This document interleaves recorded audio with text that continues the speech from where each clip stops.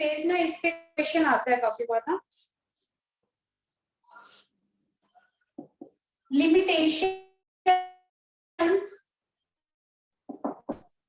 of GNP or GDP as indicator of economic welfare.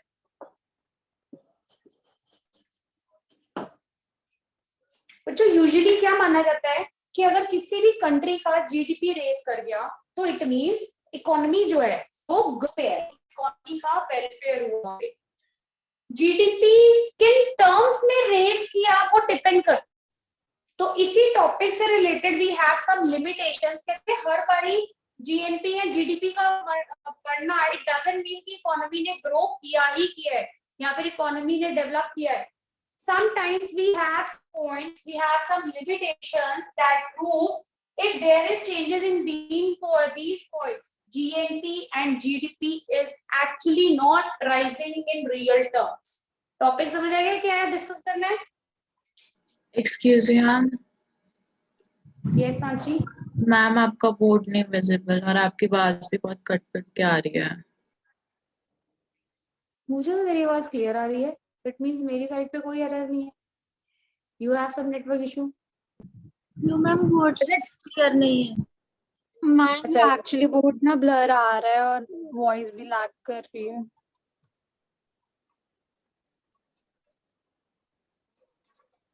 It is for everyone. Ma'am आपका signal भी red. Yes ma'am.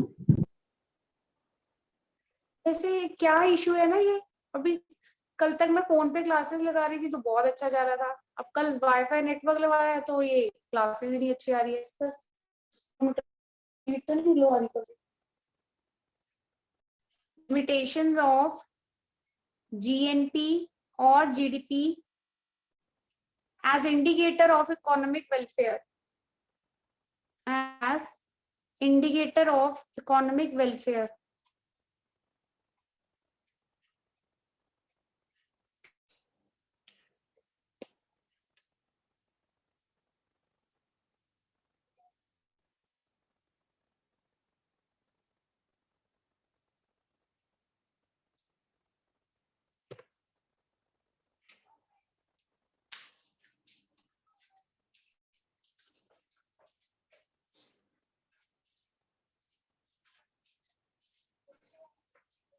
ठीक ना बच्चों, अभी क्लियर है? No ma'am. No ma'am. नहीं, रीज्वाइन करती हूँ, रुको मैं क्लास ना।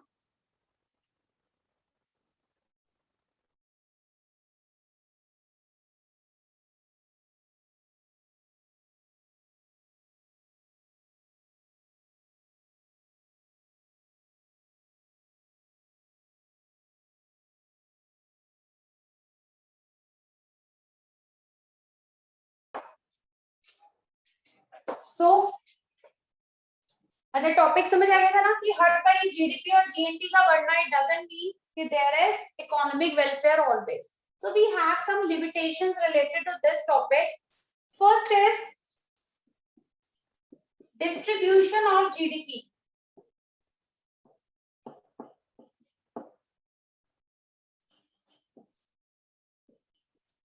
Second is non-monetary transactions.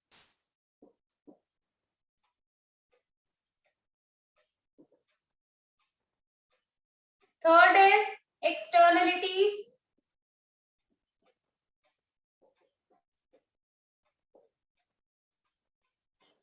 Fourth is composition of GDP.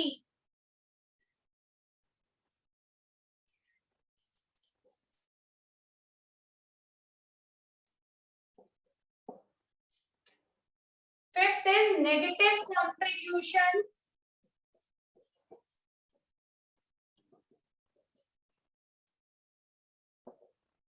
And the last is population growth.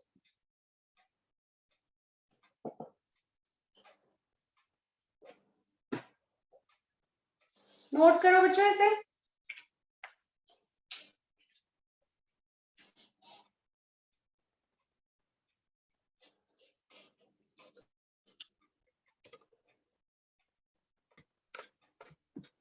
what is the first point? Distribution of GDP.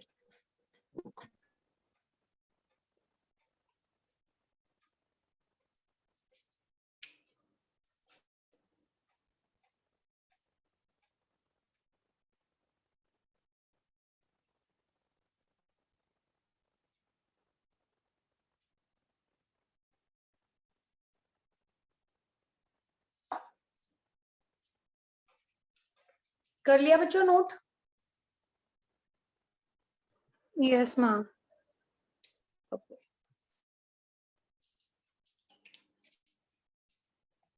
First point is distribution of GDP.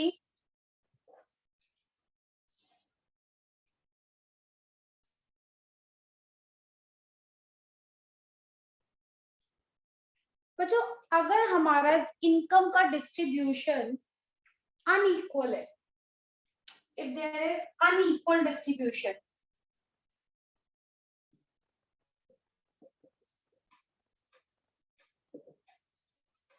Unequal कैसे?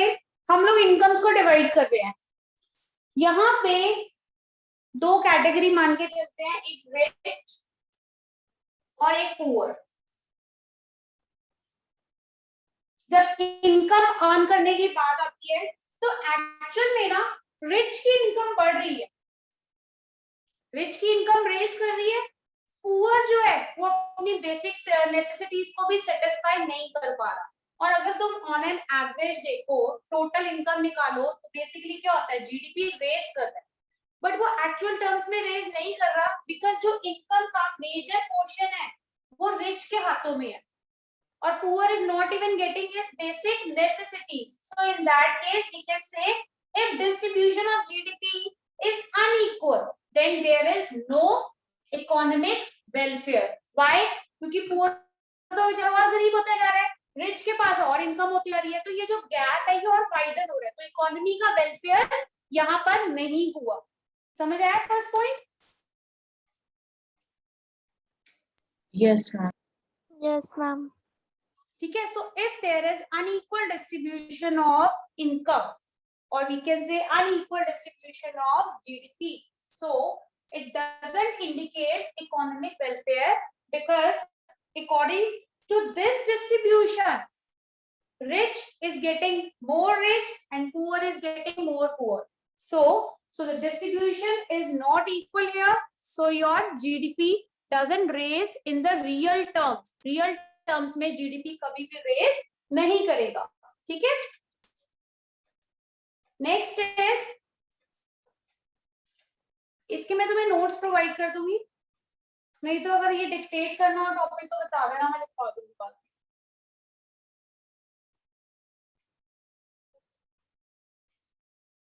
में। Next was non monetary transactions.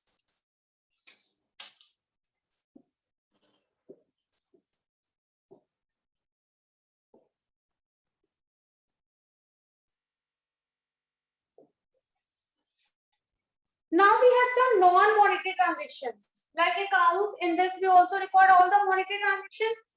अब अगर mother की services है, means housewife की services है, mother की services है, are we paying anything to them? No, ma'am. इन लोगों को कुछ पे करते हैं?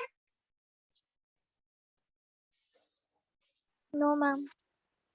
तो इनकी जो सर्विसेज है but still they are doing work, कुछ ना कुछ तो कंट्रीब्यूट कर ही रही है कि हमारे वेलफेयर के लिए, बट इनकी जो सर्विसेज है they don't have money worth,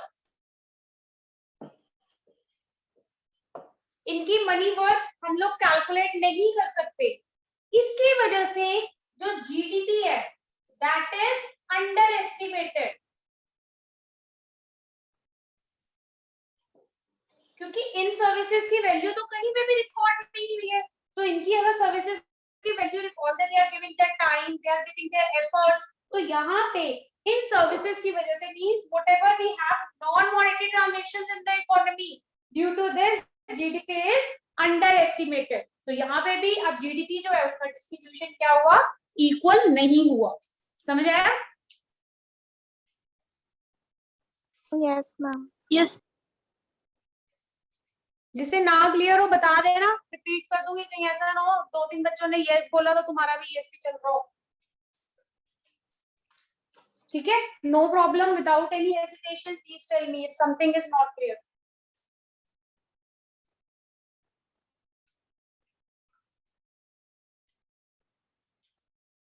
third point was externalities. अच्छा, एक बार क्या हुआ था फोर्थ के क्वेश्चन में, बोर्ड पेपर में सिर्फ एक्सटर्नलिटीज का पॉइंट आया था, मतलब 3 मार्क्स में आपको पूरी एक्सटर्नलिटीज को एक्सप्लेन करना था।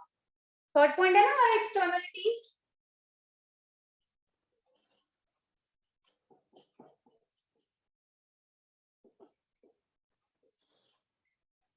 एक्सटर्नलिटीज क्या होता है बच्चों? बहुत अच्छा और बहुत इंटरेस्टिंग पॉइंट है ये। एक्सटर्नलिटीज 2 टाइप की होती है। एक होती है आपकी पॉजिटिव एक्सटर्नलिटी, एक होती है आपकी negative externality.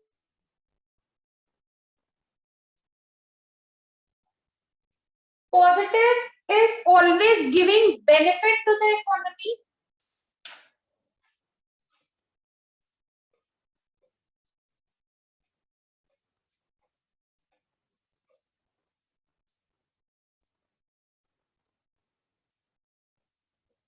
and negative externalities, they are always giving harm to the economy.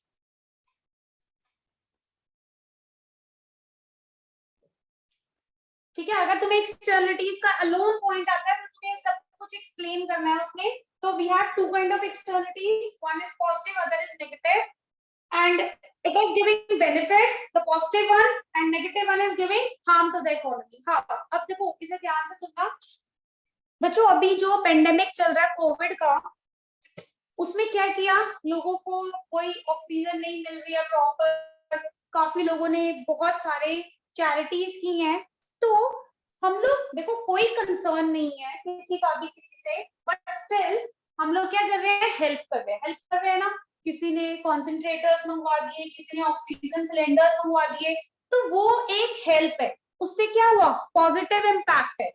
So it is giving benefit to the economy, right. यहाँ पे क्या हुआ, हमने किसी की हेल्प की है। अब इसी का ऑपोजिट क्या है, कुछ लोग जिनके पास ये सब चीजें अवेलेबल है, still they are charging high rates. मतलब अगर मान लो हम लोग कहते हैं 1000 का इंजेक्शन है, तो they are charging 3500 for injection. तो जो भी कोविड पेशेंट्स को लगता है, so that is negative externality, कि सब कुछ होने के बाद भी हम इकोनॉमी का वेलफेयर नहीं कर पा रहे हैं। सो दिस इज पॉजिटिव, जो कि आप लोग हेल्प कर रहे हो, और जो नहीं कर रहे हैं लोग, वो क्या हो गया, नेगेटिव। समझ आया व्हाट आर एक्सटर्नलिटीज? मैम एक और बार रिपीट कर दो। एक और बार रिपीट करती हूँ ईशिका, एक और एग्जांपल लेते हैं। अब ईशिका और गीतल दोनों स्कूलमेट्स हैं और क्लासमेट्स हैं, क्लासमेट्स तो नहीं है, स्कूलमेट्स है, राइट। अब ईशिका ने क्या किया, मान लो दोनों नेबर, ईशिका ने एक गार्डन बनाया हुआ है बहुत अच्छा अपने घर के बाहर, और वो गीतल को भी कहती है कि गीतल तुम क्या किया करो, गार्डन में आया करो, अच्छे से वॉक करो, ठीक है यहाँ पे। तो इससे क्या हुआ, it is good externality done by Ishika. Ishika ने क्या किया हुआ है, अपने लिए वो काम किया, लेकिन उसका यूज दूसरे भी कर रहे हैं, ठीक है। तो गीतल भी क्या कर रही है, उस गार्डन को अच्छे से यूज कर रही है। So it is the positive one. ये क्या हो गया, ईशिका ने बेनिफिट दिया इकोनॉमी को, राइट। अब यहाँ पे पॉजिटिव, जो लोग कुछ पॉजिटिव काम करते हैं ना, उससे क्या होता है, हम इसे कहीं पे भी मेजर नहीं करते, इससे जीडीपी आपका अंडर एस्टिमेट हो जाता है। इससे जीडीपी क्या होता है, अंडर एस्टिमेट हो जाता है। नेगेटिव एक्सटर्नलिटी क्या हुई, स्पर्श और सुमित। सुमित क्या करता है, स्पर्श से ना उसका कुछ ना कुछ रिवेंज चलता रहता है। तो सुमित जितना अपने घर का गार्बेज होता है ना, उसे उठा के स्पर्श के घर के बाहर फेंक देता है, राइट। तो वो सारा गार्बेज, स्पर्श हमेशा परेशान होता है कि करता क्या है, मेरे घर के बाहर आके सारा गार्बेज नहीं करता है। तो वो क्या है, negative externality. Sumit is giving harm to the environment, वो पूरे एनवायरमेंट को क्या कर रहा है, हार्म कर रहा है। अब इस चीज को हम लोग मेजर करते हैं, तो ये हमारे जीडीपी को ओवर एस्टिमेट कर देता है। समझ आया ऋषिका? यस ये मैम। दोबारा मैम आ प्रॉब्लम गया। ठीक है। तो इसी तरह से मैंने तुम्हें यहाँ पे जो कोविड से रिलेटेड एग्जाम्पल लिया था कि कुछ लोग हेल्प कर रहे हैं, डोनेट कर रहे हैं ऑक्सीजन कॉन्सेंट्रेटर्स, ऑक्सीजन सिलेंडर्स, तो वो क्या है, एक गुड एक्सटर्नलिटी है जो कि इकोनॉमी के वेलफेयर के लिए, लेकिन फिर भी हम उसे कहीं कंसिडर नहीं कर रहे हैं, तो उससे जीडीपी अंडर एस्टिमेट हो गया।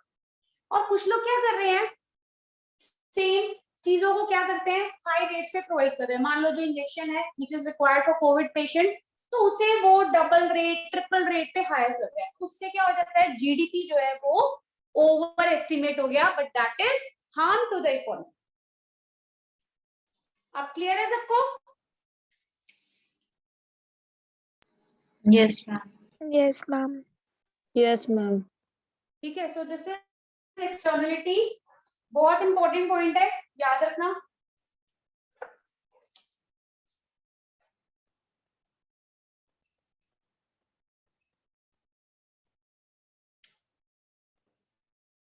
Next is composition of GDP.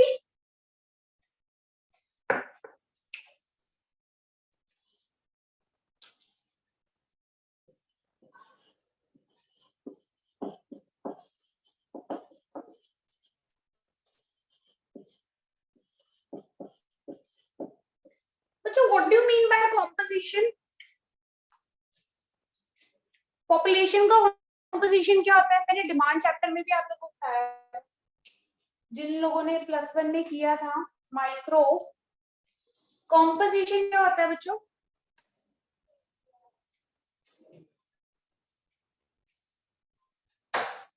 अरे नोबडी नोस। देखो, जैसे मान लो पूरी पॉपुलेशन है, पॉपुलेशन में अगर मैं कॉम्पोजिशन की बात करूं तो this population is composed of males, females, kids and old age, right? So this is the composition of the population. समझ आया what is composition? जैसे air is composed of, air किससे बनी हुई है? So many gases. So air का composition क्या है? Basically gases. Composition word समझ आया?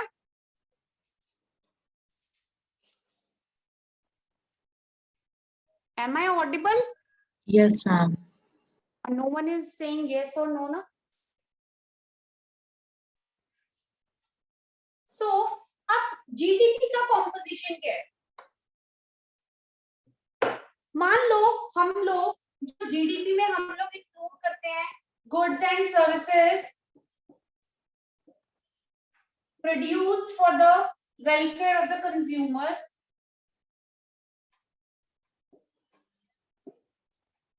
अब अगर ये गुड्स एंड सर्विसेज कंज्यूमर, लो हम लोग क्या कर रहे हैं बच्चों, वॉर टाइम गुड्स को प्रोड्यूस कर रहे हैं, ये war time goods consumer goods तो नहीं है, कंज्यूमर तो इन्हें यूज नहीं कर सकते।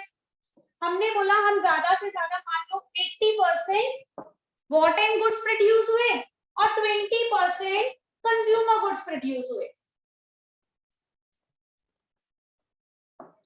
और तुम लोग कह रहे हो कि जीडीपी बढ़ गया, बट जीडीपी एक्चुअल सेंस में नहीं बढ़ा भाई। जो कंज्यूमर्स की रिक्वायरमेंट है वो तो 20% रही, और अगर हमारी गवर्नमेंट ने 80% वॉर टाइम गुड्स प्रोड्यूस भी कर दिए, तो अगर कोई भूखा मर रहा है उसे तुम ये थोड़ा ना कहोगे ले बेटा गोली खा ले, और मतलब वो भी गोली नहीं, मेडिसिन नहीं, वो बम वाली गोली, गन वाली गोली, अगर गोली खा ले और ये ले पेट भर ले, it's not possible. So war time goods का अगर प्रोपोर्शन ज्यादा है, अगर इसका कॉम्पोजिशन ज्यादा है इंस्टेड ऑफ कंज्यूमर गुड्स, तो ये रियल टर्म्स में वेलफेयर नहीं हुआ, right? So it is not welfare in real terms. तो तुम ये नहीं कह सकते कि जीडीपी बढ़ गया और तुम्हारा जो इकोनॉमी है वो ग्रो कर रहा है अच्छे से। क्लियर? मैम ये वॉर टाइम गुड्स वेपन्स वगैरह है, हाँ, वेपन्स वगैरह, और कंज्यूमर गुड्स क्या है? जो हम लोग डायरेक्ट सेटिस्फैक्शन के लिए यूज करते हैं, बताया था, ड्यूरेबल, सेमी ड्यूरेबल। क्या मतलब क्या पेरिशेबल फूड गुड्स, वगैरह? बोलो। मैम फूड वगैरह। हाँ बेटा, ड्यूरेबल गुड्स हो गए, जैसे पेरिशेबल गुड्स हो गए, सेमी ड्यूरेबल गुड्स हो गए, क्लोथ्स हो गए, फर्नीचर हो गया, एंड वी हैव व्हीकल्स। तुम्हारा कुछ भी खाने का काम हो गया, खाने का सामान हो गया, वेजिटेबल्स हो गई, मिल्क हो गया, ये सब पेरिशेबल में आ गया। तो कंज्यूमर गुड्स बताया था ना, 3 टाइप ऑफ कंज्यूमर गुड्स होते हैं जब हमने नेशनल इनकम का चैप्टर स्टार्ट किया था। Yes ma'am. अगर हमें हमें पता है कि हमारी इकोनॉमी स्टारवेशन से मर रही है, और हम कह रहे हैं जी हम तो वॉर टाइम गुड्स प्रोड्यूस कर रहे हैं, और वॉर टाइम गुड्स की जो कॉम्पोजिशन है वो जीडीपी में ज्यादा है, मींस उसका प्रोपोर्शन ज्यादा है, तो ये तो इकोनॉमी का वेलफेयर नहीं हुआ ना, कि यहाँ पे आपके लोगों को खाना नहीं मिल रहा और तुम लोग कह रहे हो कि हमने तो अपने वॉर टाइम गुड्स बहुत अच्छे कलेक्ट किए हुए हैं। So it is not increment in GDP, means it is not increment in goods and services in real terms.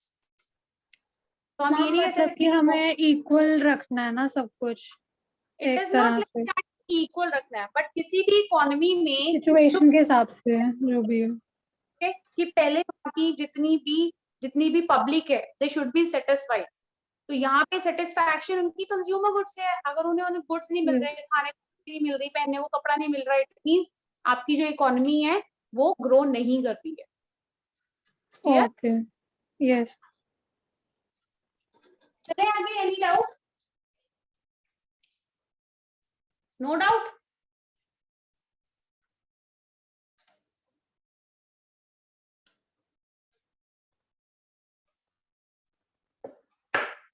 Next क्या था बच्चा आपका? Negative contribution.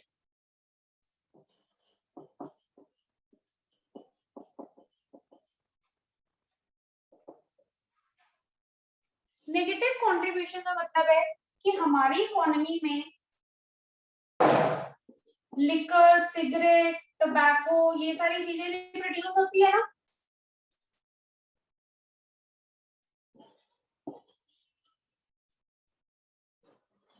ये जितने भी अनहेल्दी प्रोडक्ट्स हैं,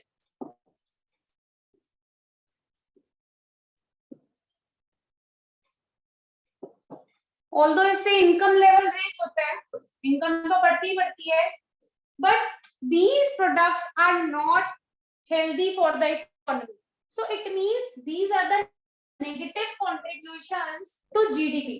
अब जीडीपी में इसकी भी वैल्यू ऐड होती है, लिक्विड की, सिगरेट की, टोबैको की, हर एक की वैल्यू को क्या किया जाता है, ऐड किया जाता है। लेकिन इन गुड्स की कंजम्पशन और इन गुड्स की प्रोडक्शन दोनों ही जो है वो क्या है, हार्मफुल है। तो इट मींस इकोनॉमी का वेलफेयर अब इन गुड्स की वजह से भी नहीं हुआ, because these are unhealthy products for the economy. ठीक है, सिंपल पॉइंट था, समझ आ गया? Yes. हाँ रिया, दोबारा समझाना है? नो मैम, आ गया समझ। Okay, very good. Last is population growth.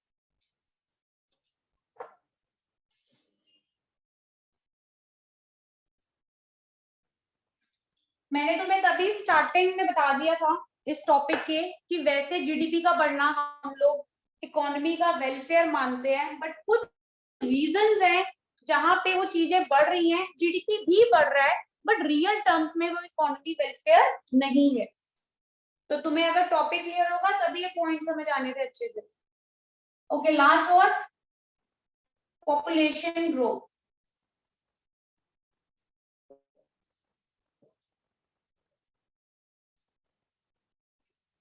देखो इंडिया में पॉपुलेशन ग्रोथ बहुत ज्यादा है, लेकिन उसके करस्पॉन्डिंग जो तुम्हारा जीडीपी है वो इतना ग्रो नहीं कर रहा, मींस जो पर कैपिटा अवेलेबिलिटी है गुड्स एंड सर्विसेज की वो नहीं है।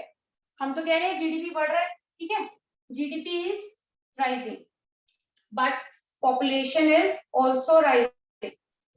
पॉपुलेशन भी क्या हो रही है, बढ़ रही है। सो इट मींस जो पर कैपिटा अवेलेबिलिटी है गुड्स की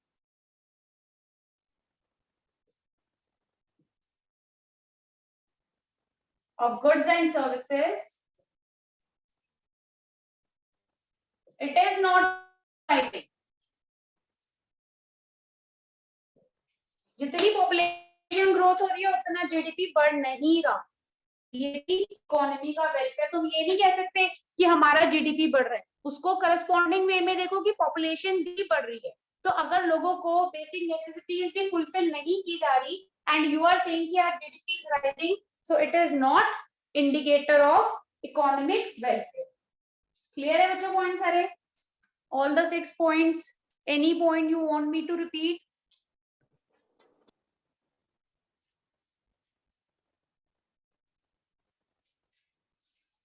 यस और नो ही नहीं बोलना, मैम बोलो। मैम ये 6th वाला फिर से रिपीट करना। फिर से रिपीट करती हूँ इशिका। देखो इशिका 6 पॉइंट था पॉपुलेशन ग्रोथ। हम लोग कहते हैं इशिका हमारा जीडीपी बढ़ रहा है, ठीक है, जीडीपी मान लो बढ़ गया 10%, बट उसके करस्पॉन्डिंग जो हमारी पॉपुलेशन है वो रेस करनी है 15% से, ठीक है।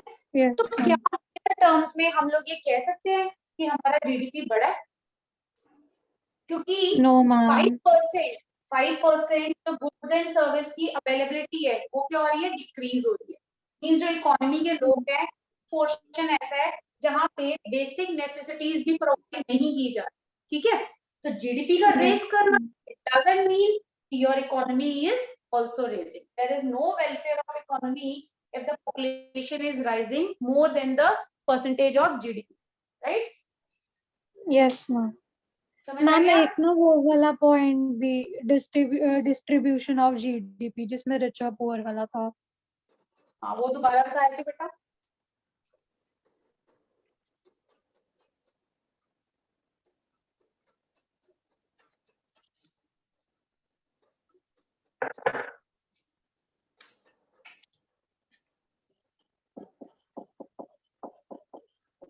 Distribution of GDP. देखो 2 पर्सन है, एक ए है और एक बी है, ठीक है।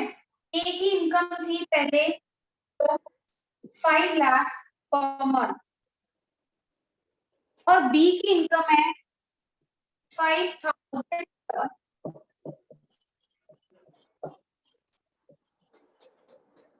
Is the distribution of income is equal here? No. Ma'am जो डिस्ट्रीब्यूशन है it is unequal. Yes ma'am. अब ये जो ए पर्सन है ये कहता है मेरी इनकम बढ़ गई, income is 7 lakh per month, ठीक है। और बी कहता है बी की इनकम भी बढ़ी है, अगर हम बोले तो इट इज 5,500 पर मंथ। अब ये बताओ, हम कह रहे हैं कि हमारा जीडीपी बढ़ गया, हमने गुड्स एंड सर्विसेज ज्यादा प्रोवाइड किया, पर हमारा जो इनकम डिस्ट्रीब्यूशन है वो कैसा है, अनइक्वल। अब जो ये पर्सन ए था we consider it him as a rich person, right? तो he is getting more rich, but क्या पुअर की जो इनकम बढ़ी है वो यहाँ पे उसकी बेसिक नीड्स को भी सेटिस्फाई कर पा रही है? उसकी जो नॉर्मल रिक्वायरमेंट है गुड्स एंड सर्विसेज की, क्या वो 5,500 पर मंथ में उसे पूरा कर पाएगा, सेटिस्फाई कर पाएगा? नहीं ना। यहाँ पे तो हम कह रहे हैं हाँ भाई ये तो और पैसे वाला हो गया, इसकी तो 7 लाख पर मंथ इनकम हो गई, तो इट मींस इसे तो कोई प्रॉब्लम ही नहीं है, ये तो बेसिक नेसेसिटीज से भी ऊपर उठ के लग्जरीज की तरफ जा सकता है।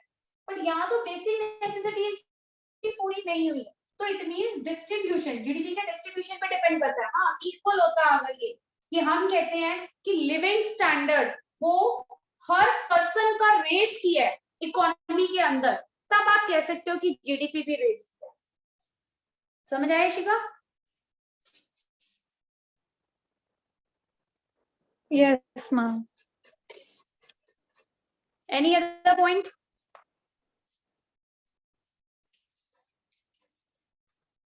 क्लियर है बाकी सब? Okay yes ma'am. Yes ma'am. अब बच्चों ये बताओ, आई थिंक ये वाले पॉइंट्स ना मैंने हर बार ही डिक्टेट किए, मे बी नोट्स में लिखे नहीं हुए, लिखवा दूं या फिर बाद में लिखवा दूं? बोलो, या मनी स्टार्ट करवा दूं? जल्दी बोलो। मनी स्टार्ट करा दो।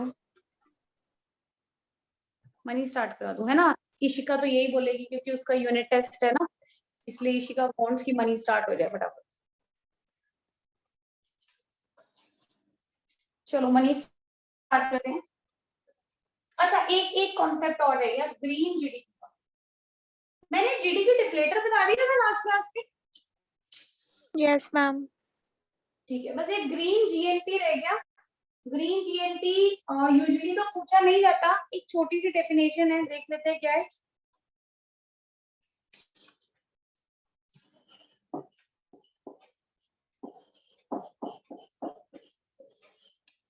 Green GNP, it refers to the estimation of GNP taking considerations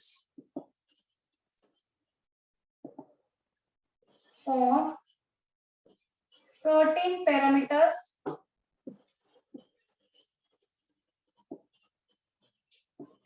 like environmental, pollution and degradation of natural resources.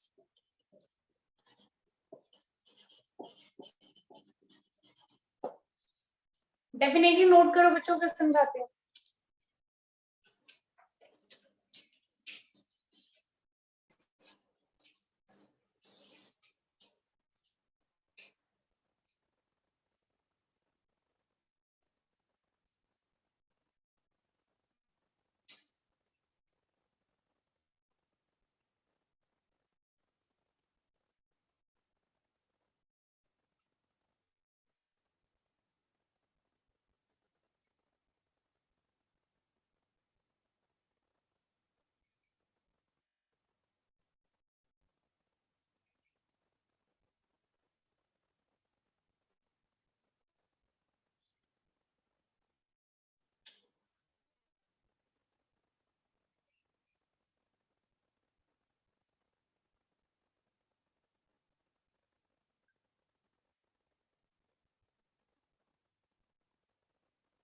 कर लिया नोट?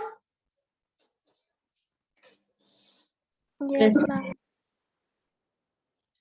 देखो बच्चों, ये एक सिंपल सा कॉन्सेप्ट है। कहते हैं हमारा जो जीएनपी या जीडीपी अफेक्ट करता है ना, कुछ नेचुरल रिसोर्सेज है जो कि डिग्रेड हो रही है, या फिर एनवायरमेंट पॉल्यूशन है, सॉरी, जिसकी वजह से हमारा जो जीएनपी की एस्टिमेशन है वो अप्रोप्रिएट नहीं है। जैसे हम लोग अकाउंट्स में क्या करते हैं, डेप्रिसिएशन लगाते हैं एसेट के ऊपर, डेप्रिसिएशन लगाते हैं ना। कोई भी मशीन है परचेज करते हैं, every year out of the profit हम लोग डेप्रिसिएशन रिजर्व रखते हैं, और उस रिजर्व मशीनरी की वैल्यू एंड हो जाती है, उसे यूटिलाइज करते हैं। कहते हैं in the same way there should be green GNP. Green GNP का मतलब कि जहां पे हमारी नेचुरल सोर्सेज डिग्रेड हो रही है, अफेक्ट हो रही है, या फिर एनवायरमेंटल पॉल्यूशन बहुत ज्यादा हो रहा है, उसकी वजह से क्या हो रहा है कि काफी इकोनॉमी का जो वेलफेयर है वो नहीं हो पा रहा। सो इन सब चीजों के लिए भी एक प्रोविजन होना चाहिए, इनकी भी एक कैलकुलेशन होनी चाहिए, जिसके थ्रू हम लोग जीडीपी को फिर से क्या कर पाए, रेस कर पाए। समझ आया बच्चों? मैम वापस बताना एक बारी।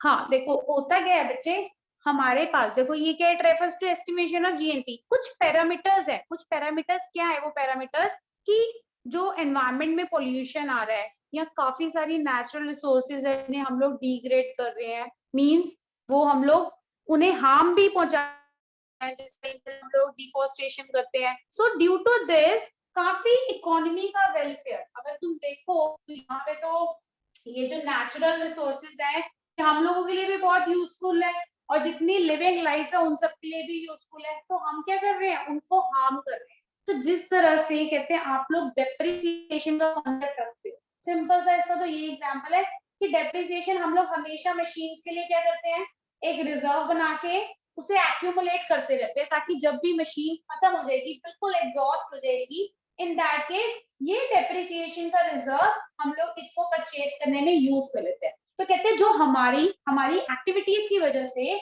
जो हमारा एनवायरमेंट अफेक्ट होता है, इस एनवायरमेंट के लिए भी we have some provisions, and this provision money should be used for raising the economic welfare. तो जहां जहां तुम लोग एनवायरमेंटल पोल्यूशन या नेचुरल रिसोर्सेज को डिग्रेड कर रहे हो, उसके लिए भी कोई वैल्यू रखो, कोई मेजरमेंट रखो, ताकि वो सारा रिजर्व इकट्ठा करके हम लोग फिर से इकोनॉमी की वेलफेयर के लिए उसे यूज कर सके. Clear? Yes, ma'am. Now the national income is over.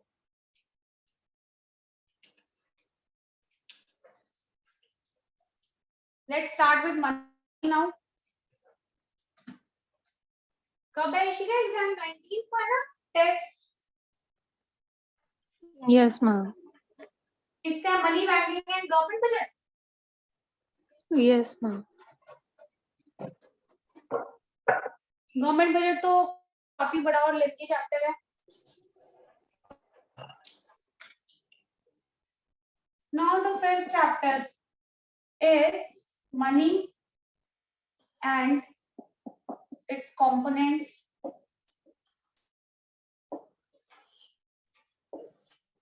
So what is money? What is money? Legal tender. Hmm? Legal tender. Legal tender. What is Ma'am, legal A tender? medium medium of of exchange. medium of exchange. और क्या क्या करते हो money से तुम लोग?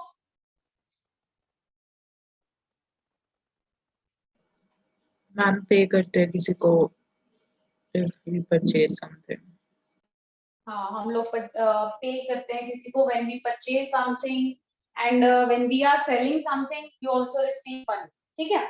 अब money जब नहीं थी तो कौन सा सिस्टम चल रहा है इकोनॉमी में? Barter Barter system. Barter system. So before money, barter system prevails in the economy. So barter system is what? It is CC economy. CC economy means commodity based commodity economy.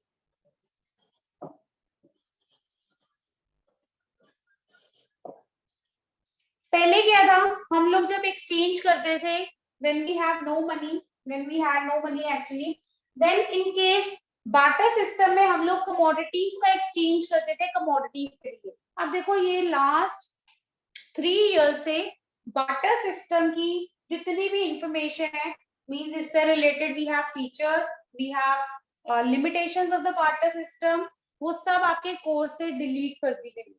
But अगर barter system की knowledge नहीं है ना, क्योंकि जो barter system की limitations थी ना, उसके करस्पॉन्डिंग जो भी प्लस पॉइंट्स थे वो सारे मनी के फंक्शंस होते हैं. तो अभी बार्टर सिस्टम एलिमिनेट कर दिया गया है टॉपिक बिल्कुल ही. थोड़ा बहुत मैं बताऊंगी, बहुत डिटेल में नहीं जाऊंगी. इससे रिलेटेड जितनी भी टर्म्स है बार्टर सिस्टम से रिलेटेड जो इम्पोर्टेंट है फॉर योर मनी चैप्टर, वो मैं एक्सप्लेन कर दूंगी. अदरवाइज हम इसे बहुत डिटेल में करते हैं. तो बार्टर सिस्टम जब था तो वहां पे देयर वाज नो मनी. अब मनी क्या है बच्चों? मनी जब से आई, मनी की बहुत सारी डेफिनेशंस दी. काफी सारे इकोनॉमिस्ट थे जिन्होंने मनी की डेफिनेशन दी. तो एक्चुअली अगर हम लोग बोलते हैं तो money is what? Money is what that money does.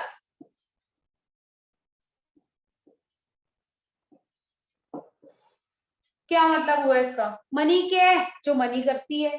Means हम लोग एक्सचेंज कर सकते हैं, गुड्स एंड सर्विसेज बाय कर सकते हैं, हम लोग इसे क्या कर सकते हैं? स्टोर करके रख सकते हैं.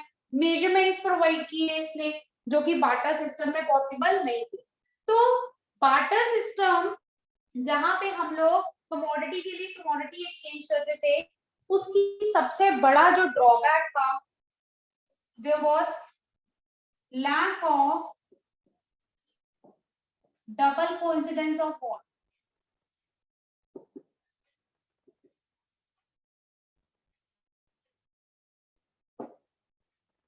There was trading cost.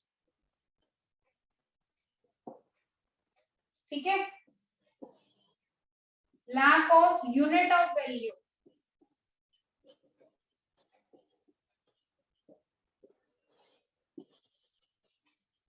lack of standard of deferred payments,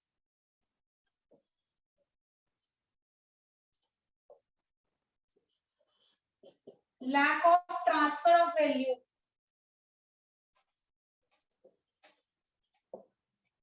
सो ये कुछ प्रॉब्लम्स थी बार्टर सिस्टम की। अब ये सब डिटेल में नहीं करते, फटाफट बताती हूँ। देखो बार्टर सिस्टम में क्या था, डबल कोइंसिडेंस ऑफ बॉन्ड की, मतलब अगर सांची को क्या करना है, सांची के पास 2 काऊ है, अब सांची ना उसके एक्सचेंज में चाहती है कि मुझे एक हॉर्स मिल जाए। सांची तब तक पर्सन्स को सर्च कर रही है, मतलब जिसके पास हॉर्स होना चाहिए और जिसकी रिक्वायरमेंट सांची की काउस की होनी चाहिए, क्योंकि वो 2 काउस के एक्सचेंज में she wants to have 1 horse.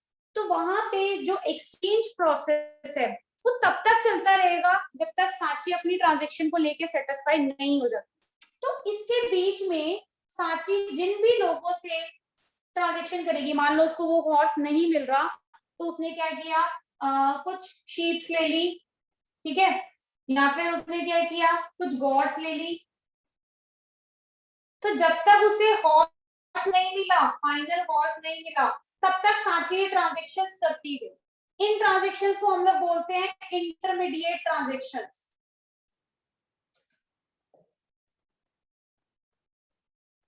So these are intermediate transactions. In intermediate transactions की सांची को ट्रेडिंग कॉस्ट पे करनी पड़ी। ट्रेडिंग कॉस्ट क्यों पे करनी पड़ी? Trading cost is cost of engaging in trade. यहाँ पे क्या होता है, ट्रेडिंग कॉस्ट में सांची को वेट करना पड़ा उस पर्सन के लिए, ठीक है, उसे वो डिसयूटिलिटी मींस जो जो चीजें उसे नहीं चाहिए थी उसे उन्हें भी संभाल के रखना पड़ा, ठीक है। उसे शीप नहीं चाहिए थी, उसे हॉर्स नहीं चाहिए थी, she finally wants a horse only. तो यहाँ पे उस ट्रांजैक्शन से रिलेटेड ये ट्रेडिंग कॉस्ट आप मेजर नहीं कर सकते हो, but still trading cost involve होती थी। यहाँ पे ट्रेडिंग कॉस्ट का समझ आया बच्चों?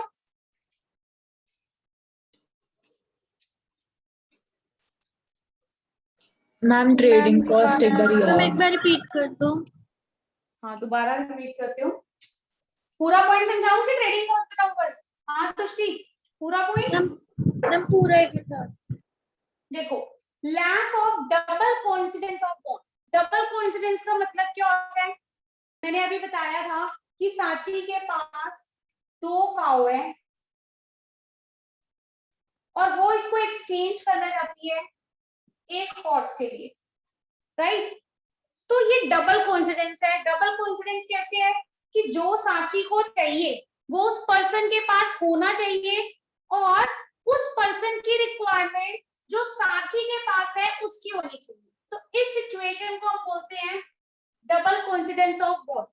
जैसे अब तुष्टि है, तुष्टि के पास ना मान लो 100 केजी राइस है, तो वो 100 केजी राइस के एक्सचेंज में तुष्टि चाहती है कि मुझे 200 केजी वीट मिल जाए, राइट? तो तुष्टि को एक ऐसा पर्सन सर्च करना पड़ेगा जिसकी रिक्वायरमेंट तुष्टि सेटिस्फाई कर पाए और उसके तुष्टि की रिक्वायरमेंट वो पर्सन सेटिस्फाई कर पाए। तुष्टि समझ आया क्या कॉन्सेप्ट है? कि क्योंकि पैसे तो होते ही नहीं थे ना बच्चों, हम लोग पैसे तो पे ही नहीं कर सकते थे डबल कॉन्स इसमें बार्टर सिस्टम में, तो हमें तो सिर्फ क्या करना पड़ता था, पर्सन सर्च करने पड़ते थे जिससे हमारी वांट सेटिस्फाई कर जाए और उसकी वांट हमारे साथ सेटिस्फाई कर जाए। यहाँ तक समझ आया बच्चों what is double coincidence? Yes ma'am. Clear है? अब इस डबल कोइंसिडेंस ऑफ बॉन्ड के चक्कर में सांची ने क्या किया, जो भी ट्रांजैक्शन जब तक उसको हॉर्स नहीं मिला she keeps on exchanging everything. Sanchi ने शीप्स ले ली, मतलब अपनी 2 काउस दी और मान लो 10 शीप्स ले, अब शीप के बदले उसे गॉड एक्सचेंज करनी पड़ी, उसने गॉड्स भी एक्सचेंज कर दी। अब यहाँ पे उसे फाइनली जाके जब हॉर्स मिला तो जितनी ट्रांजैक्शंस इस इन बिटवीन सांची ने की है वो सब क्या हो गई, इंटरमीडिएट ट्रांजैक्शंस। यहाँ तक क्लियर है? Yes ma'am. Yes ma'am. अब इस इंटरमीडिएट ट्रांजैक्शन के लिए there is a trading cost. Trading cost क्या होता है बच्चों? cost of engaging in trade.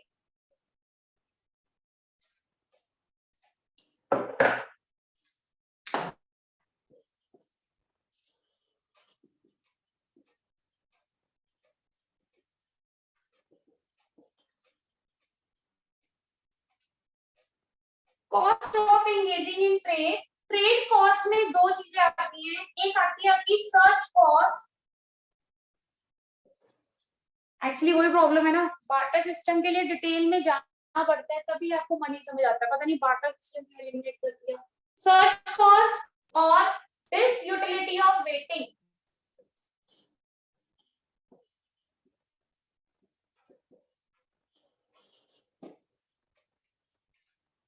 Search cost क्यों आई?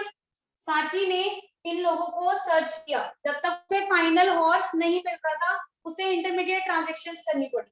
दिस यूटिलिटी ऑफ वेटिंग मतलब उसे ऐसी ऐसी चीजें मतलब उसे ऐसी ऐसी चीजें एक्सचेंज करनी पड़ी जो कि उसके लिए रिक्वायर्ड नहीं थी, उसको बिल्कुल भी जरूरत नहीं थी इन चीजों की, बट स्टिल उसे क्या करना पड़ा, ये सारी चीजें एक्सचेंज करनी पड़ी। तो ट्रेडिंग कॉस्ट हमेशा ही बार्टर सिस्टम में इन्वॉल्व रहती है, क्यों? क्योंकि ट्रेडिंग कॉस्ट में सर्च कॉस्ट भी इंक्लूड होती है और इसमें disutility of waiting means उसको एफर्ट्स भी करने पड़े कि उसे पर्सन सर्च करना पड़ा यहाँ पे, प्लस जो जो ये इसकी रिक्वायरमेंट नहीं थी, कॉस्ट इसकी रिक्वायरमेंट नहीं थी, फिर भी उसे इतना टाइम तक रखना पड़ा क्योंकि मेंटेनेंस भी तो है, तो इन सबको उसने मेंटेन किया। सो this is this utility of waiting. अब समझ आया what is trading cost? Yes, ma'am. Yes, ma'am. ऐसे ही मत बोल देना, नहीं समझ आया बता देना, दोबारा एक्सप्लेन कर देते। क्लियर है टीम सबको? हाँ तुष्टि क्लियर है बेटा? Yes, ma'am. मैम वो सर्चिंग कॉस्ट के साथ सेकंड वाला ये क्या है? This utility of waiting. Ma'am ये फिर से एक्सप्लेन करना।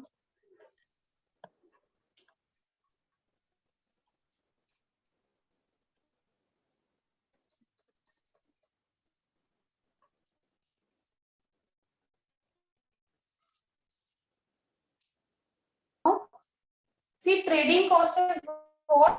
Cost of engaging in trade. Simple terms में बताता, जब मैंने एक सांची का एग्जांपल लिया था, सांची को ना बच्चे सर्च करने पड़े, उस हॉर्स के लिए उसे सर्च करना पड़ा, तो मतलब हम लोग वहां पे बार्टर सिस्टम में मनी मेजरमेंट्स तो थी, मनी में नहीं हम लोग इसको कंसिडर, कॉस्ट का मतलब है कि सांची को चेंज प्रोसेस पॉसिबल हो पाए, तो हमें तब तक वेट करना पड़ता था कि भाई कौन होगा जो हमारी की जिसको रिक्वायरमेंट हमारी कमोडिटीज की, और सेम हमें उसकी कमोड नहीं होता था तब तक हर इंसान सर्च करता रहता, तो उस कॉस्ट को हम लोग बोलते थे सर्च कॉस्ट। यहाँ तक समझ आया इशिका?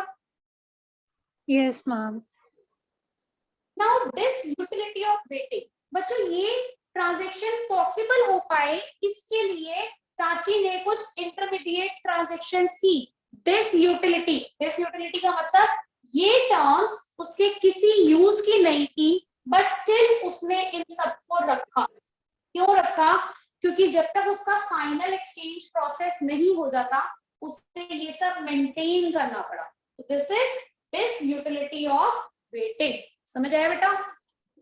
ओके मैम, मतलब कि वो जो इंटरमीडिएट कॉस्ट में जो भी आ रहा था वो उसको कोई सैटिस्फैक्शन नहीं प्रोवाइड कर रहा था।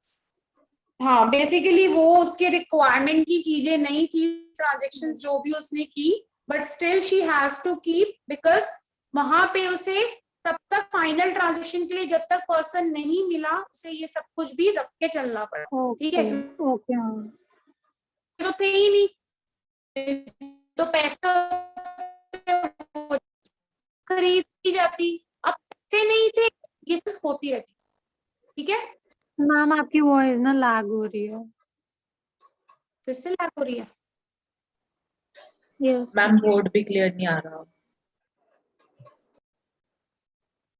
अच्छा बोर्ड क्लियर नहीं आ रहा?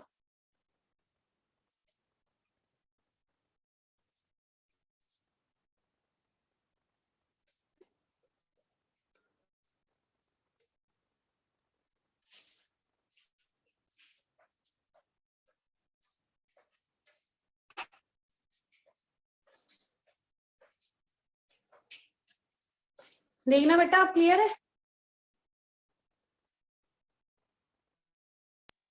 No, ma'am. नो श्री? हाँ साची?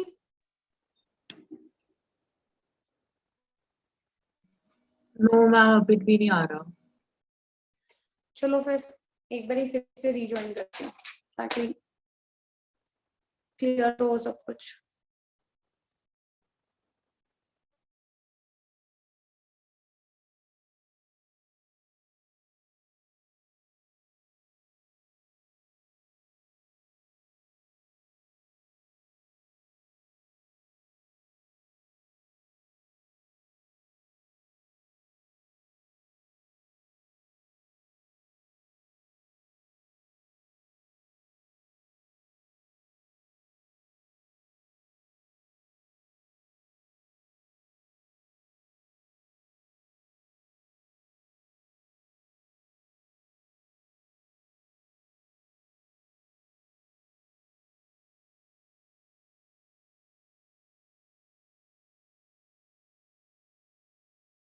वॉइस ऑडिबल है clearly? Yes, ma'am. Yes, ma'am. Okay, ये हो गया था ना टॉपिक पूरा? ये समझ आ गया था ना इशिका? बेटा रिपीट करना है? नो मैम, आ गया था सब। ठीक है। नेक्स्ट इज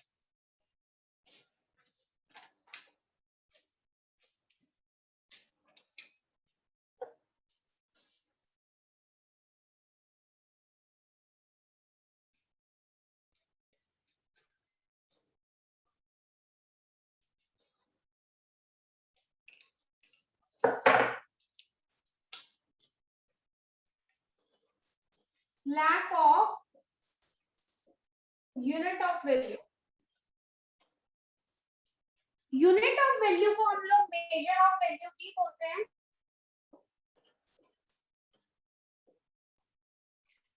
बच्चों बार्टर सिस्टम में क्या होता था, हम लोग ना मेजरमेंट नहीं दे सकते थे क्यों? Because there was lack of money. So measurement of any good और सर्विस was not possible।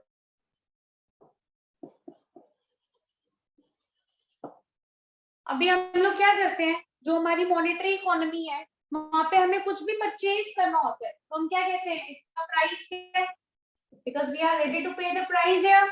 और अगर कोई सर्विस है तो उसके लिए भी हम एनी फीस और whatever is the amount we are ready to pay there. But barter system measurement ही नहीं था, मेजरमेंट था ही नहीं, हमें पता ही नहीं था, पैसे ही नहीं है, तो हम लोग किन टर्म्स में गुड्स को मेजर करें कि सांची की 2 काउस की वैल्यू ज्यादा है या फिर 1 हॉर्स की वैल्यू ज्यादा है? बता सकते हो किसकी वैल्यू ज्यादा है? अगर बार्टर सिस्टम होता तो सोच के देखो कि हम लोग बार्टर सिस्टम में बैठे हैं तो हम क्या दोनों चीजों की मेजरमेंट्स कर सकते हैं? ये तो नहीं कहोगे ना जो हैवी है उसकी कॉस्ट ज्यादा है, ऐसा तो नहीं कह सकते। तो मतलब मेजरमेंट पॉसिबल नहीं था बार्टर सिस्टम में। सो this was unit of value कि जहां पे हम लोग किसी भी गुड को प्राइस नहीं दे पा रहे, हम टर्म्स को गुड्स को एक्सप्रेस नहीं कर पा रहे in money terms. So this was the lacking point of barter system. Clear बच्चों, what is unit of value? Yes, ma'am. Ma'am एक बार वापस समझाना। Sachi, you are out of the class? No ma'am. Okay, you are present. Okay.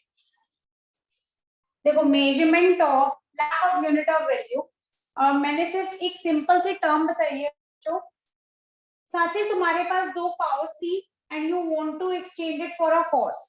अब हम क्या इसमें ये बता सकते हैं कि काउस की वैल्यू ज्यादा है कि हॉर्स की वैल्यू ज्यादा है, क्योंकि हमारे पास मनी तो है ही नहीं ना बार्टर सिस्टम में, तो इनकी मेजरमेंट पॉसिबल नहीं था। आज के टाइम पे हम लोग अकाउंटिंग प्रोसेस करते हैं, तुम लोगों ने सबने किया +1 में accounting process. So in accounts we only record the financial transactions which have money worth. in barter system, there was no financial transaction because money was not involved at that time. So that is why किसी भी चीज की जो measurement है that was not possible. आपको मान ले सांची के पास 1 kg कैरेट है, तो इसको किस किस टर्म्स में हम लोग क्या कर सकते हैं, एक्सचेंज कर सकते हैं. किसी ने क्या किया, सांची को 1 बंच स्पिनच बोल दिया कि मैं तो इसमें सिर्फ 1 बंच स्पिनच दे सकता हूँ. ठीक है. किसी ने कहा ठीक है मैं यहाँ पे ½ kg रेडिश दे सकते हैं इसके एक्सचेंज में, राइट.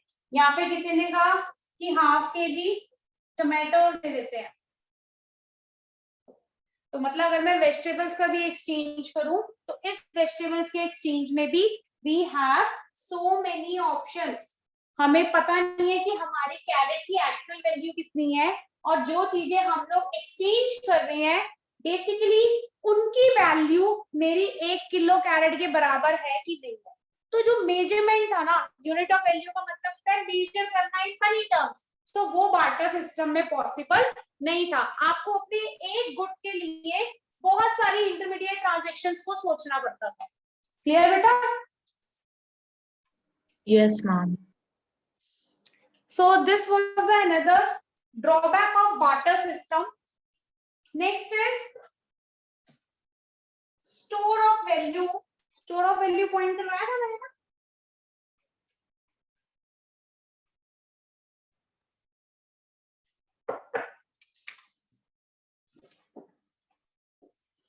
Lack of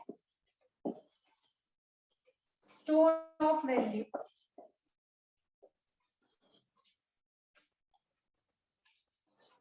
मैंने क्या किया, सांची को 3 bunch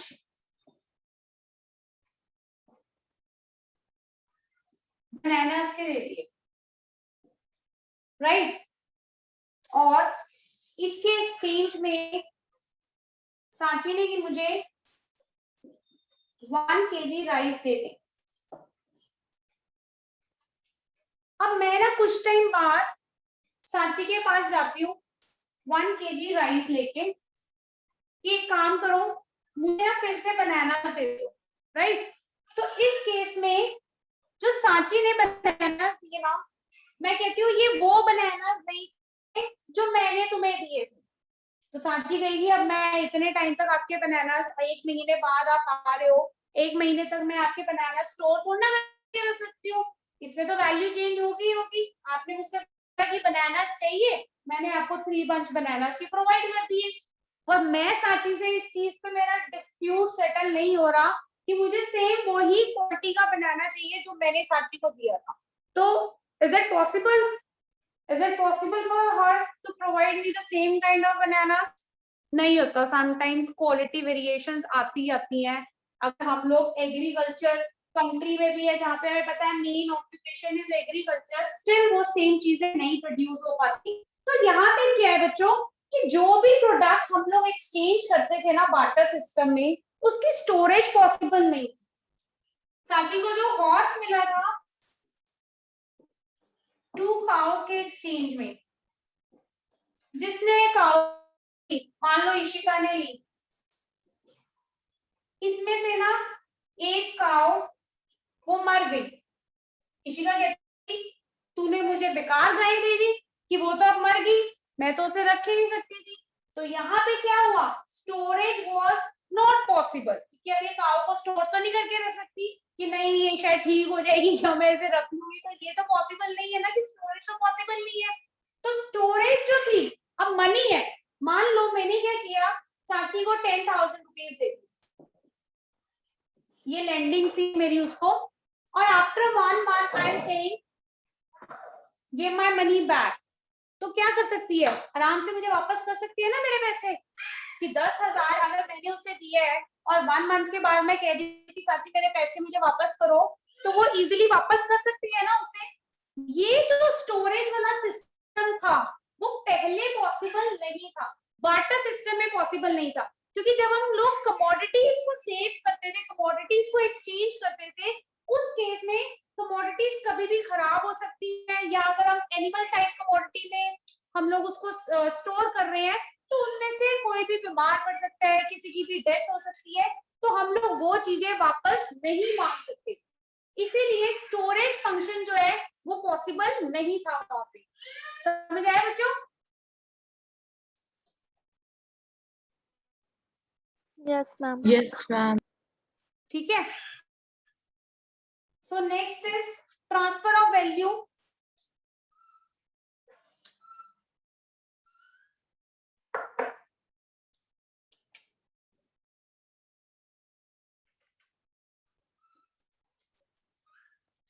ट्रांसफर ऑफ वैल्यू का मतलब है कि आज हम किसी के भी पास मनी को एक्सचेंज कर सकते हैं, मींस मनी को ट्रांसफर कर सकते हैं इजीली।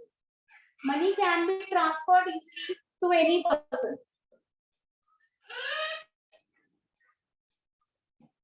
बट उस टाइम पे जो कमोडिटीज थी उनका ट्रांसफर पॉसिबल नहीं था। जब सांची ने इंटरमीडिएट ट्रांजैक्शन की थी हॉर्स की, तो उस हॉर्स तक मान लो अगर सांची को वो हॉर्स नहीं मिला और जितनी वो इंटरमीडिएट ट्रांजैक्शंस करना चाहती थी उससे रिलेटेड उसकी मतलब सर्च में ही एक काऊ की डेथ हो गई, वन काऊ वाज डेड। तो यहाँ पे क्या हुआ, सांची तो ट्रांसफर ही नहीं कर पाई ना, क्योंकि यहाँ पे अगर हमने एक कमोडिटी एक्सचेंज लिखा हुआ है कि 2 काऊ के बदले अगर वो एक हॉर्स एक्सचेंज करना चाहती थी, तो इसमें से अगर एक काऊ की डेथ हो गई तो यहाँ पे ट्रांसफर फंक्शन पॉसिबल नहीं था। या फिर हम ये भी कह सकते हैं कि एक सिंपल सा एग्जांपल और लेते हैं। जब पहले हम लोग मैरिजेस करते थे ना बार्टर सिस्टम में, तो वेल्थ के नाम पे हम लोग एनिमल्स देते थे कि अगर हमने लड़की की डाउरी देनी है तो उसमें हम वेल्थ के नाम पे एनिमल्स दे रहे हैं। अब हमने प्रॉमिस किया कि भाई हम आपको ठीक है 100 काउस दे देंगे, बट जब ये इसको लेके जा रहे थे तब काउ की डेथ हो गई, तो मतलब हम लोग पूरी 100 काउस को ट्रांसफर नहीं कर पाए। हाँ, आज अगर हम हमें कोई बोले कि 100 काउ की जो मनी वैल्यू है वो ट्रांसफर कर दो, मान लो 2 लाख है, तो 2 लाख रुपीस तुम किसी भी पर्सन को इजीली ट्रांसफर कर सकते हो ना। तो कमोडिटीज खराब हो सकती थी और अगर वो एनिमल बेस्ड है उनकी डेथ भी हो सकती थी, इसीलिए ट्रांसफर फंक्शन जो है वो बार्टर सिस्टम में पॉसिबल नहीं था। क्लियर बच्चों? Yes, ma'am. Yes, ma'am. ये अगर तुम बार्टर सिस्टम देखो ना तो इसकी जितनी भी ये जो प्रॉब्लम्स है वो बड़ी सिंपल सी है, क्योंकि पहले होता ही यही था। वेजिटेबल्स के लिए आपको वेजिटेबल्स एक्सचेंज करनी है, क्रॉप प्रोडक्शंस है जो भी, तो उसमें भी आप वेजिटेबल्स भी एक्सचेंज कर सकते हो, आप उसमें कुछ एनिमल्स भी एक्सचेंज कर सकते हो। तो वहां पे सिर्फ एक्सचेंज चलता था, गुड्स एंड सर्विसेज का एक्सचेंज चलता था। तो इसीलिए कोई भी इंटरमीडिएट ट्रांजेक्शन हो सकती है, मतलब अगर आप एक 2 काऊ ले रहे हो तो हम उसको 1000 टर्म्स में क्या कर सकते हैं, एक्सचेंज कर सकते हैं। कुछ भी ले सकते हो, तुम सोचो कि क्या क्या हम लोग काउस के एक्सचेंज में ले सकते हैं। तो जो हमारी रिक्वायरमेंट जब तक पूरी नहीं होती ना, तो वो सारी ट्रांजेक्शंस इंटरमीडिएट ट्रांजेक्शंस मानी जाती है। तो मेन जो बार्टर सिस्टम था ना वो था double coincidence of what, main इस पे टिका हुआ था वो कि आपको वो पर्सन सर्च करना पड़ता था जो आपकी रिक्वायरमेंट को पूरा कर पाए और जो चीज आपके पास है वो उसको सेटिस्फाई कर पाए। सो this was the main drawback of the barter system. Clear है बच्चों? Yes ma'am. यस बेटा। मामा आपका बोर्ड विजिबल नहीं है। फिर से विजिबल नहीं है, आज क्या प्रॉब्लम हो रही है इसके साथ? नहीं, विजिबल नहीं है और it is blur, blur blur. बाकियों के लिए भी ब्लर है। Yes, ma'am. Yes, ma'am. आज ये इशू आ रहा है, +1 में भी यही प्रॉब्लम गई मेरे साथ।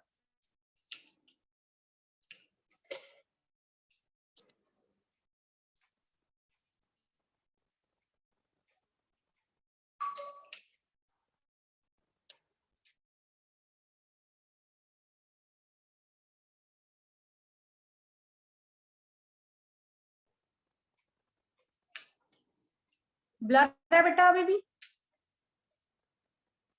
Yes ma'am. चलो अभी एज सच मैंने कुछ लिखा नहीं है, बट जो मैंने बोला है वो समझ आ गया नव्या?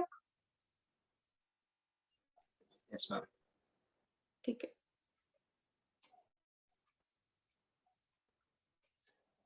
नेक्स्ट देखो,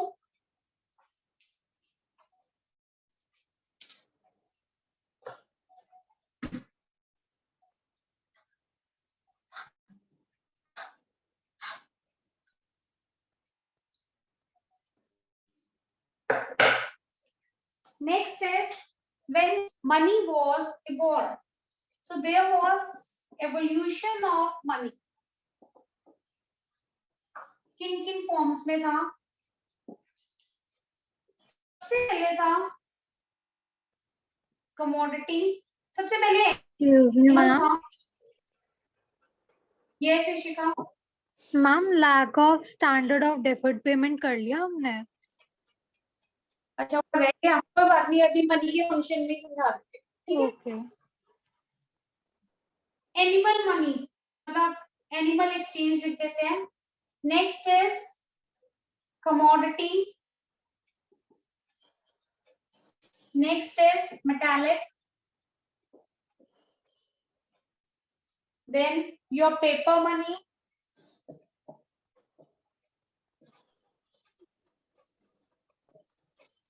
then we have bank or credit money,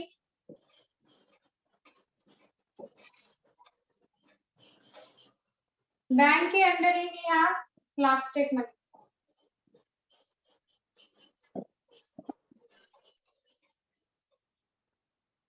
ठीक है, ये फ्लो चार्ट ड्रॉ करो बच्चों, बोर्ड विजिबल है?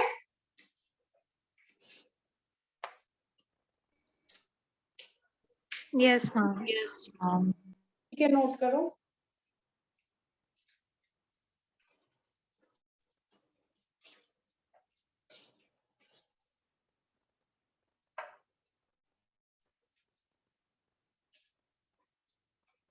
मैम बैंक के साथ और कौन सा है?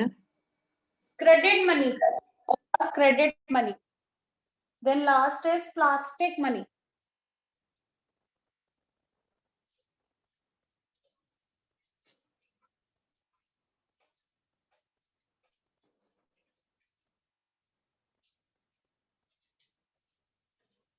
कर लिया नोट बच्चों?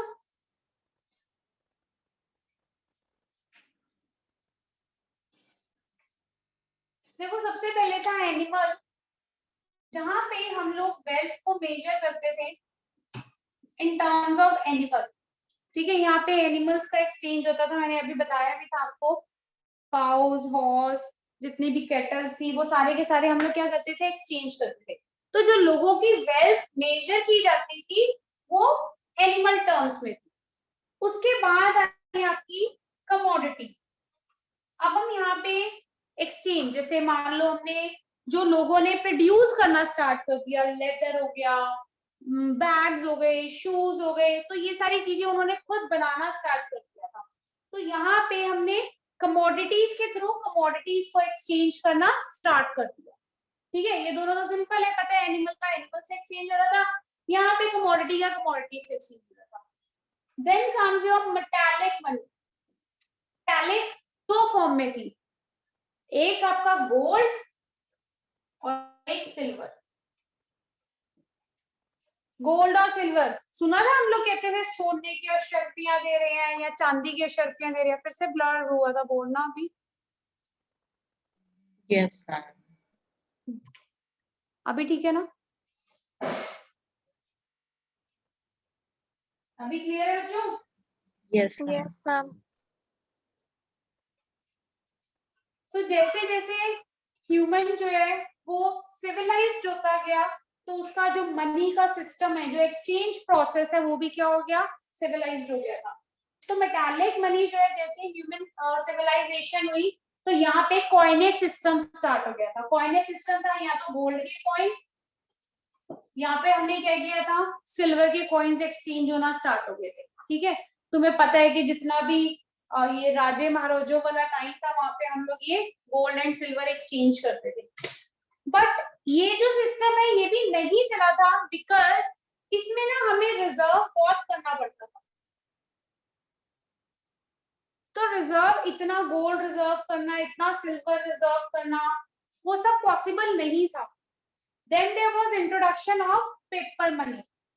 अब सबने क्या किया, अपनी अपनी करेंसी स्टार्ट कर दी कि अगर हमने किसी भी टाइप का कोई एक्सचेंज करना है, now it is done with the help of paper money. ठीक है, पेपर मनी में हम लोग अपनी अपनी, तुम्हें पता है कि जो जो कंट्रीज थी उनके अपने अपने साइंस थे, अकॉर्डिंगली वो क्या करते थे, उनकी जो करेंसीज थी उनकी सबकी उस पर नोटिफिकेशन रहती थी. तो पेपर मनी इंट्रोड्यूस की गई. पेपर मनी के बाद तुम्हें पता ही है कि हम लोग भी पेपर मनी में कितने चेंजेस आए हैं. अब तक हमारी जो ये डिमोनेटाइजेशन के बाद भी पेपर मनी चेंज हुई है. After this there was bank credit money. यहाँ पे जितने चेक्स थे, ड्राफ्ट्स थे, या फिर हम लोग अकाउंट्स के एक्सचेंज कर रहे थे, क्योंकि बैंकिंग सिस्टम क्या हुआ था, एनहांस हो गया था. तो बैंकिंग सिस्टम आने की वजह से लोग अब पेपर मनी पे, मतलब अगर कोई बहुत ह्यूज अमाउंट की पेमेंट्स करनी है तो कैश हम लोग इतना नहीं वो कर सकते हैं, कैरी नहीं कर सकते. इन दैट केस हम लोग क्रेडिट मनी और बैंक मनी पे डिपेंडेंट थे. हम लोग चेक्स दे सकते थे, डीडीज दे सकते थे. एक ट्रैवलर्स चेक आता है कि अगर आपने किसी दूर किसी को पेमेंट करनी है तो वहां पे इतना अमाउंट कैरी नहीं कर सकते, तो वी हैव ट्रैवलर्स चेक. तो वो इस टाइप के बैंक के थ्रू जितनी भी सर्विसेज प्रोवाइड की गई मनी से रिलेटेड, वो सब इस कैटेगरी के अंदर आ. देन अब जो है वो प्लास्टिक मनी का सिस्टम है. अब हम लोग जो पेपर मनी है उसे ज्यादा यूज नहीं करते. We have debit card, we have credit card. जो मेन है वो हम लोग क्या करते हैं, जितनी भी ट्रांजेक्शन है अभी ऑनलाइन हो रही है. तो जितना भी हम लोग अब तुम लोग कह सकते हो ई बैंकिंग जो तुम लोग मेन यूज करते हो अभी का जो टाइम है वो उसका. ठीक है, तो ये इवोल्यूशन था मनी का. बाकी की इसकी डिटेल डिस्क्रिप्शन नेक्स्ट क्लास में करते हैं. नेक्स्ट क्लास में मनी से रिलेटेड जितने उसके फंक्शंस है वो करते हैं, प्लस कंपोनेंट्स एंड डिस्कस करते हैं. राइट? Yes, ma'am.